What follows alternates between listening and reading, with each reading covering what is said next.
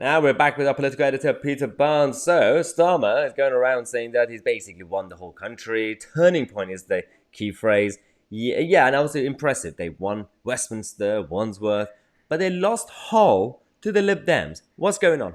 Well, yeah, I have to admit, it's been a bit of an interesting night for the Labour Party. You can't deny that they've done very well to win in certain areas. But on the whole, if you actually look at the numbers and actually look at the data that's coming in, it's been a bit of a, for want of a better word, meh kind of night for the Labour Party. We've got to hear this phrase turning point, and the BBC are reporting that they've gained about 35% of the vote, but the Conservatives are only 5% behind.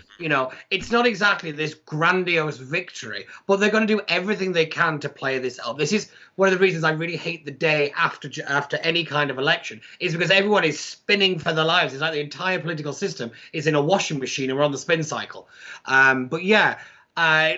Looking at when it comes to things like Wandsworth, everybody knew that the Tories were going to lose Wandsworth. This has been a long time coming. John Curtis, the BBC's election guru, a guy who I am in awe of every single time we come to this, he's brilliant. I said it would have been more of a shock if Labour hadn't won Wandsworth than them winning it. Yeah. And it pretty much goes the same for Barnet. The real shock is probably Westminster. And that was the one that the Tories didn't really see coming, I have to admit. I thought they'd at least hold on to it. I thought they'd take a hammering, but I didn't think they'd actually lose control altogether. Yep. Overall, looking at the kind of results for the Labour Party, it's not been a great night. I think, if anything, they've kind of just proved themselves to be nothing but a London-centric party. Yep. There's a brilliant tweet going around saying that, Labour take Mayfair but lose Hull.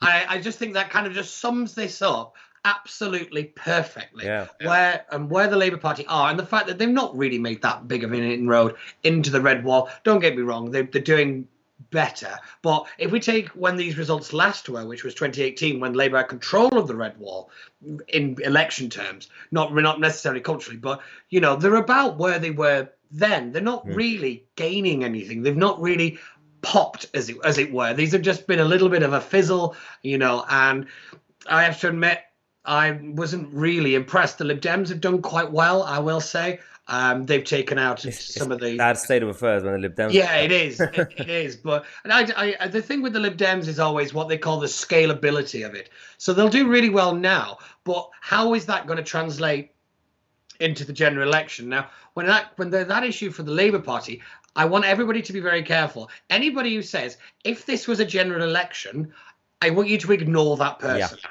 You cannot make direct comparisons between types of elections. How voters think is radically different, and that has to be the real focus that the Conservatives have to push back on. Who, I have to admit, the Tories had a proper kicking, but it wasn't exactly the end of the world for them.